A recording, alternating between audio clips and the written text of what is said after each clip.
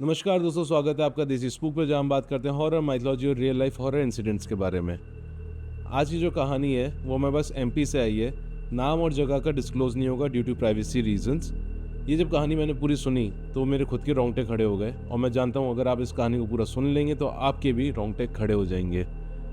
And जब आपको खासकर पता लगेगा कि पूरे इंसिडेंट के पीछे कौन था, ये जान के आप सच में हैरान हो जाएंगे कि ये कैसे हुआ। तो शुरुआत करते हैं बिना किसी देरी के। इस कहानी के दो मेन कैरेक्टर्स हैं, सुनैना और नैना, जो बहनें हैं। नैना के साथ पूरा ये इंसिडेंट हुआ है और सुनैना ने हमें ये बताया है। नैना जो कि जब 5 महीने की थी, उनकी माँ चल बसी ब्लड कैंसर के चक्कर में।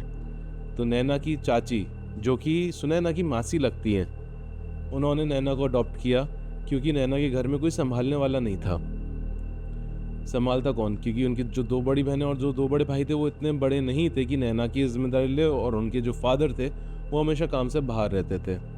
नैना का बचपन अच्छा बीता।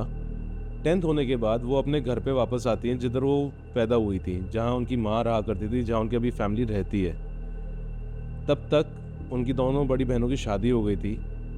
उन्होंने मेरे को बताया कि उनके जो 2 बड़े भाइयों में से जो बड़े वाले भाई थे वो ड्रिंकिंग के एडिक्ट थे एंड थोड़े मेंटली अनस्टेबल भी थे।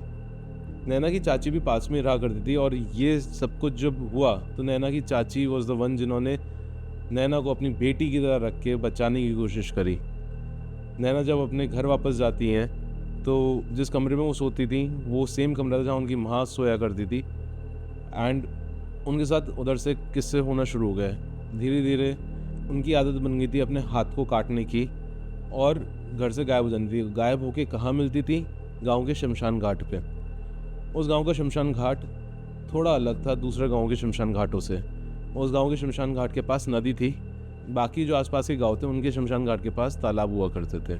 नैना के जो फादर थे वो इन सब चीज़ों को नहीं मानते थे। उनको लगता था नैना ये जानबूझ के कर रही है अटेंशन के लिए।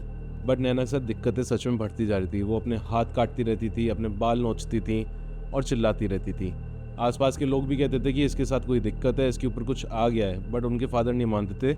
नैना की चाची उनको एक पंडित पे लेके गई, वहाँ पे दिखवाया तो उन्होंने बोला कि इसके ऊपर कुछ तो दिक्कत है बट पता नहीं लग रहा कि कौन है क्या है।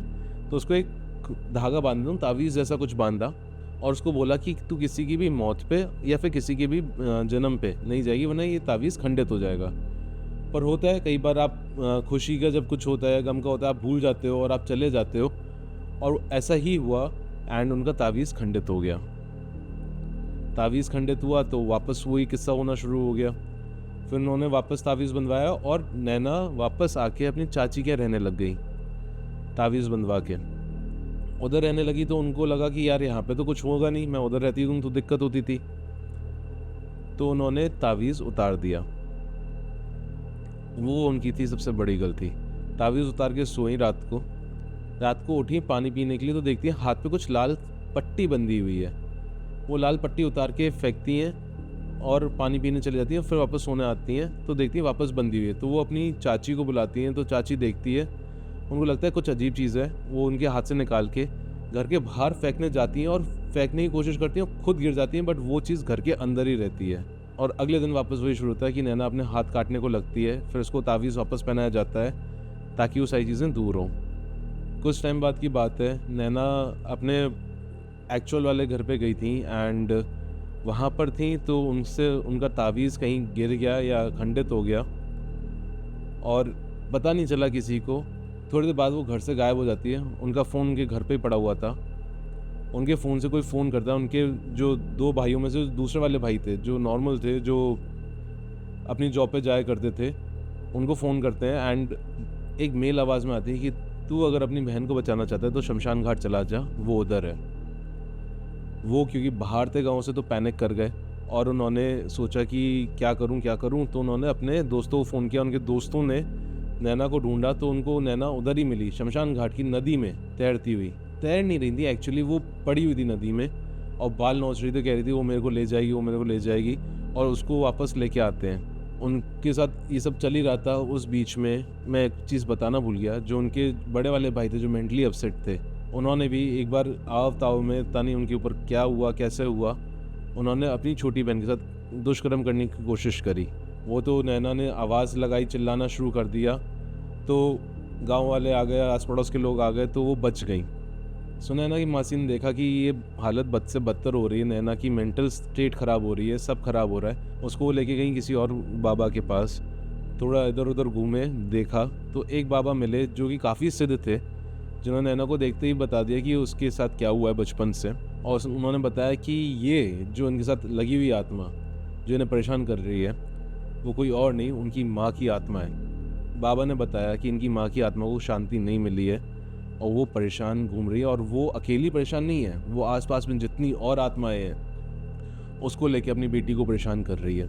मेरे को उन्होंने इतना ज़्यादा रीज़न नहीं बताया, बस यही बताया कि ऐसा पंडित ने उन्हें बताया था, उस बाबा ने उन्हें बताया था, और उस बाबा ने उनको बोल दिया कि उस घर की तरफ जाने की कभी तेरे को ज़रूरत नहीं है। एक ऐसा धागा उनको बांधा जिसको बांधने के बाद उनकी सारी दिक्कतें ख़त्म हो गई। आज के टाइम पे नैना इन सब चीज़ों से उभर तो चुकी हैं, उनकी शादी भी हो चुकी है। वो आज भी अगर आती हैं तो अपनी चाची के जाती हैं, बट वो अपने घर की तरफ नहीं जाती।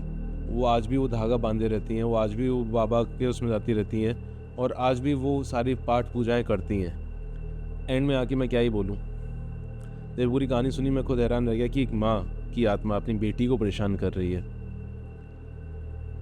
पता नहीं क्या सीन है, उनकी आत्मा तृप्त नहीं हुई तो इस चक्कर में है, पर अब वो सब सेफ़ हैं, सब अच्छा है उनके लिए, और मैं प्रार्थना करूँगा कि हमेशा अच्छा ही रहे। इस कहानी के एंड में मैं बस आपसे यही कहना चाहूँगा कि अगर आपको ये कहानी पसंद आई हो, अगर आप चाहते हैं मैं ऐसी और कहानियाँ लाऊँ, तो आपको अपनी कहानी भी भेजनी पड़ेगी और मैं सुनाऊँगा अपनी ज़ुबानी, और सिर्फ अपने ही चैनल पर नहीं, अलग अलग प्लेटफॉर्म से कहानियाँ सुनाई जाएंगी। अगर आपको पसंद आई हो वीडियो तो लाइक करना ना भूलें, शेयर ज़रूर करें, सब्सक्राइब ज़रूर करें। और मैंने देखा था कि कई सारे लोग सिर्फ सुन के चले जाते हैं बट सब्सक्राइब नहीं करते, तो प्लीज़ सब्सक्राइब ज़रूर करें। आपका सब्सक्रिप्शन मेरे को मोटिवेशन देगा।